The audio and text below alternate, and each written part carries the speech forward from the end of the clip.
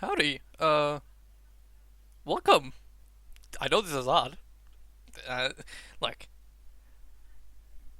I really like God of War. I'm so hyped for the new game set. I won't be able to play it because I don't own a PlayStation console, but I'll probably watch someone play it. But nonetheless, let's get into the video. God of War shaping the story. I wonder what this is. I probably might do a discussion after, like discussion is a video. That might be separate. I don't know how much. So yeah, let's get on with this.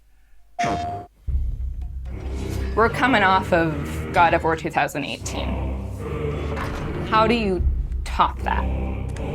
How do you deliver something that players will love maybe just as much as God of War 2018?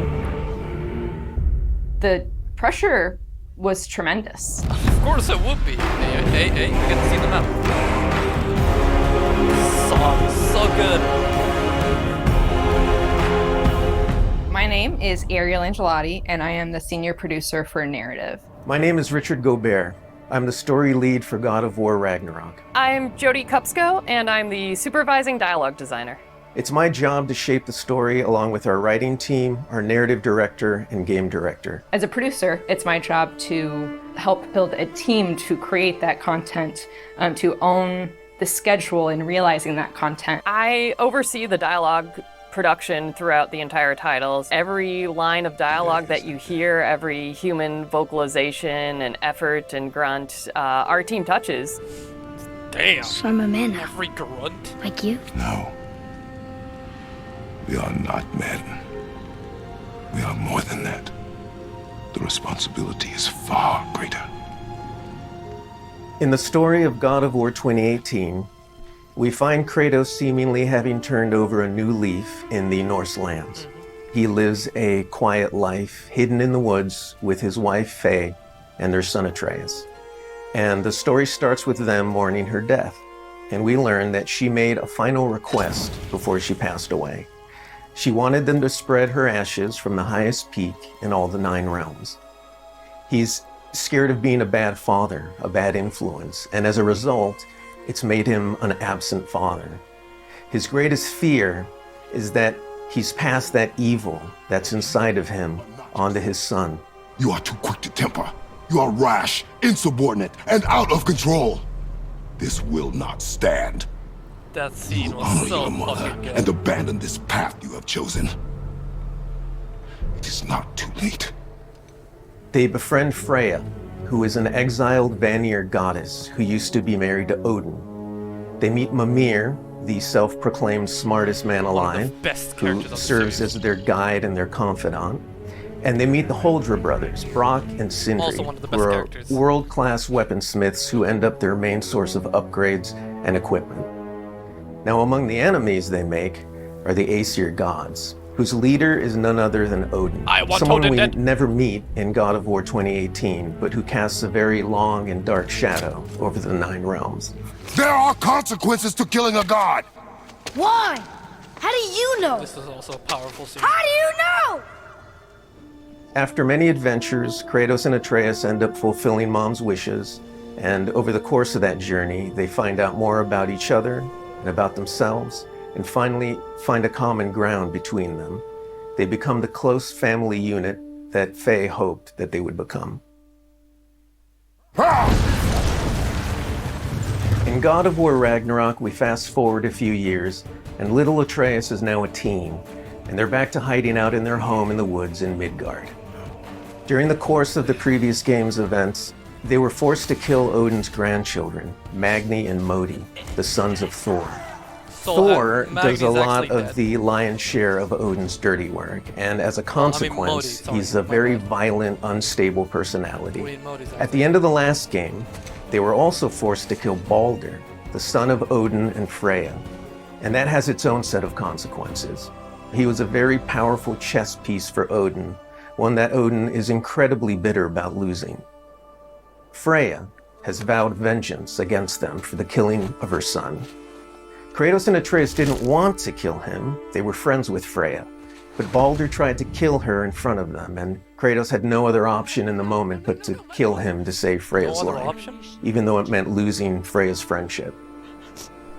I will parade your cold body Every from scene, every corner cutscene, every dialogue of every is just realm perfection and from this feed game. your soul to the vilest filth in hell. That is my promise. He saved your life. He robbed me of everything. And then she repeats everything. Everything.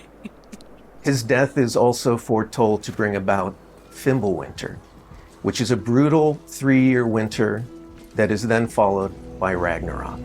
It's an apocalyptic war between all the Norse gods, the giants, the dwarves, and the elves, and an army of the dead. They're all destined to fight in a battle that basically ends the world. Kratos is understandably worried about his son and what it means for him. You get to go on this journey with how Atreus grows into a young adult and how Kratos grows into his next era in his life, and really see kind how of caring the Kratos is parent gonna that be in he's this. striving to be, but the person he's striving to be. I find that tale so incredibly relatable. We had started shooting plenty of content before the pandemic hit. In fact, the week before we all went work from home, we were doing a She shoot. interacts with Kratos? I remember being Angry on and Bullock off that interacts set, with running Kratos. back to the office and having to talk to studio leadership about what was going down and how this was going to impact us moving forward. And those were trying times. For us, it was a That's a very confirmed unique scene. challenge Angry because Bullock we had to interacts with bring in Kratos while actors and we Atreus had is to there. record them. And so we had to look at different ways of adapting our typical motion capture process and dialogue recording process so we can continue production and continue at the quality that we wanted for our players and our fans. We had some actors stand in for other characters, actors who were already, who were like core to one of the scenes, might just be able to play a background character in another scene to be able to avoid a situation where too that many Thor? people were on That's Thor, set alright. on That's any Thor. given day. Yo! We avoided compromising We're the getting, story like, that we were the trying to genuine tell scenes. as a result Like, we're of the getting the scenes from the pandemic game and these just behind limitations that we had to deal with. There were no cinematics that we changed. We still have the You saw same the thing he was characters holding in in his them hand, in a the big final fucking game. We club. just That had to wasn't get the only a bit creative with how we shot the content. Our actor for Atreus, Sonny, is a teenage boy, and his voice changed dramatically Of course. throughout the several years on this title. I don't want to fight anyone. I just want answers. We had to go in and even out that performance so it sounds like it took place over a short period of time. That was a unique challenge on this one. Yeah, 3 years. The prophecies say Fimbulwinter leads to Ragnarok. War is coming. Whether the Norse saga was going to be a trilogy or just 2 games was something we debated a lot. There were obviously pros and cons for either approach. So we waited for Cory Barlog to weigh in, and he did, and he said, let's do it in 2. The consequence to that is Do it in 2. how do you wrap up the story in one game and do Ragnarok justice? How do we lead up to that and then have a big moment at the end of the game and wrap up all those loose threads? This game is bigger than what we initially envisioned. There's a lot of important story moments that we needed to cover. There are more characters that we follow the threads of. And ultimately, it ends up feeling big and epic because there is a lot there for people to enjoy. I am very excited for folks to see this final chapter. A lot happens. We put our characters through the wonder what ringer, comes next but after we Ragnarok. also bring them closure and we provide answers to a lot of the questions the first hey. game posed. He wanted Just to go all in, of the but new Trace said, no, combat don't, that you we're don't doing do that. and the new interactions. Love the new scenes. There's Such a, a there's nice a lot of stuff callback. that's happening in this title that I think people are going to have fun with. I We wanted to all be have hyped our over own this. personal Ragnaroks to deal with. And this story is about how you process that, how you own it, and how you make it a part of yourself How and you grow own it, from make it. a part of yourself. I mean, I we wonder what set that's gonna some mean for stuff up Kratos. We just doesn't at care the end about of last prophecies. game. There's going to be some consequences this game. We're going to see how things play out between Freya and Kratos. That's what I'm most We're going to interested see in. how the evolution of the family relationship That's also I'm continues. interested You got Brock and Sindri, the dwarves, I'm who are interested in kind of everything. part of your makmakeshift Show me this game family right now.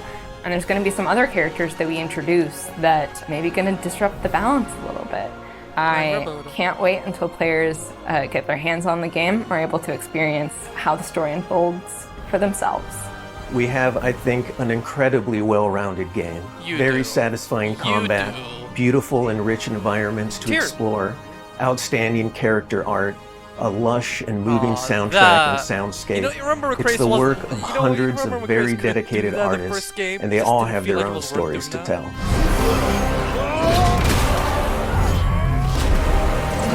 All of we're getting more scenes. Oh, so epic. So epic! Okay, okay. Let's round it up. Let's actually let's back up a bit. First of all, Modi is confirmed dead, at least. That's a major thing, because people were like wondering, did he actually die? Because was it like?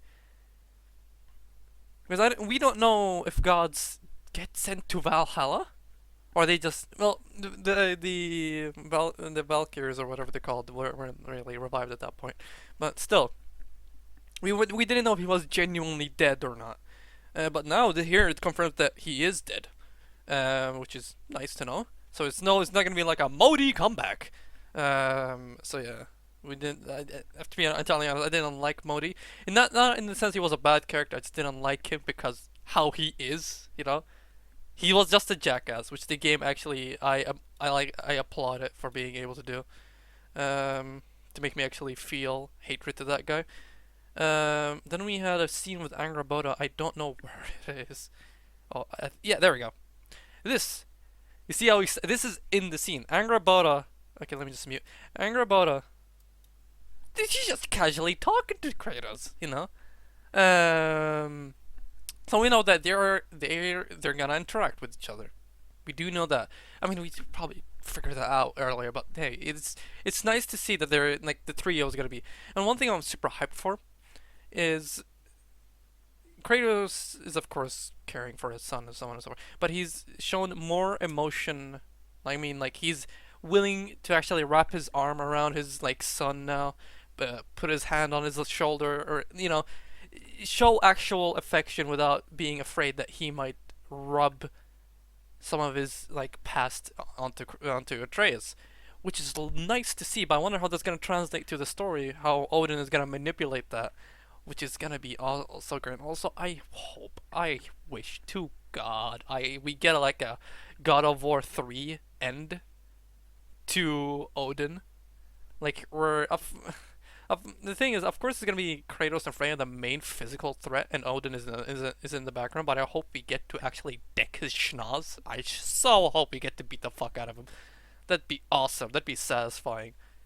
Because everyone seems to be a bit tragic. Odin just went insane because prophecy is gonna say I'm gonna die. This scene, Kratos wouldn't do this in 2018 because he didn't feel, you know. This is nice. This is really nice to see that they're actually able to, and he still has she still has this is like before Freya's attack, so that's something. We had a scene with Thor. Well, the actor of Thor. Let me pull that up. Is it here? No, that's when they're talking about the voice translation. It was around here, I think. Wait, here, found it. This is Thor. We know this is Thor. Look what he's holding, right? That's all I gotta say. So yeah, they at least are showing us the scene of Thor gonna be fighting Kratos. It's not much going on. It's just the actors kind of having a break or just taking a breather or whatever. But it's still nice to see that the inclusion of Thor and the big whatever this club is. Of course, it's Mjolnir, but it's nice to see it. It's nice to see it. This purple thing though, it might be just a part of the it's just a part of the thing. I thought it was like maybe a pouch and equipment that Kratos is gonna be using, but hey, it's gonna be cool. It's good. I'm hyped up for this game. But like knowing, what did it say? They said knowing and owning the story for yourself. well, the prophecy. I wonder how Kratos is gonna react to that. But one of the few things that okay, this scene where I don't know what he's pointing at. He's actually it's tears that go like, "Hey, it's finally the light. Sun has never hit me in years." But you can already see that Atreus and Tyr are getting along, and the height of Tyr. I mean, he's already depicted in the murals that he's pretty big. Um, but yeah, I think this is in where is this? Is this Alfheim? Might be Alfheim. Looks like Alfheim because of the the ground and how is everything laid up on. But so Tyr might be following us into Alfheim. I don't know. I might be tripping. I'm not. Okay, look, dude. This is my first time doing an attempt on like a God of War analysis kind of thing, which I look up to like you know, history behind the warrior, John Ford, those kind of people. They're cool. I literally just sit down, watch their videos in game, or have something in the background. They're amazing. Nonetheless, oh, of course, can't forget Captain Kuba. I haven't recommended on the side. Just appeared over. But nonetheless, yeah. I mean, otherwise, that's most of it. Oh yeah, I was gonna share my opinion. The murals of Jotunheim were depicted like the story of Kratos and stuff like that. My only gripe with that is it might be a stupid one, but knowing how Kratos killed the Sisters of Fate, which means he's not bound by fate. But isn't that technically fate then?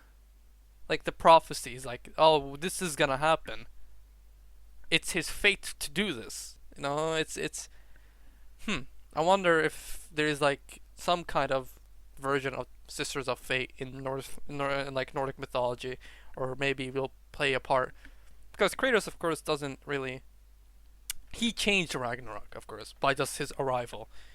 I assume that was anticipated by probably Fate. And I wonder how he's gonna think about at least Atreus and how his inclusion is dragged upon all this, knowing what Kratos has been gone through.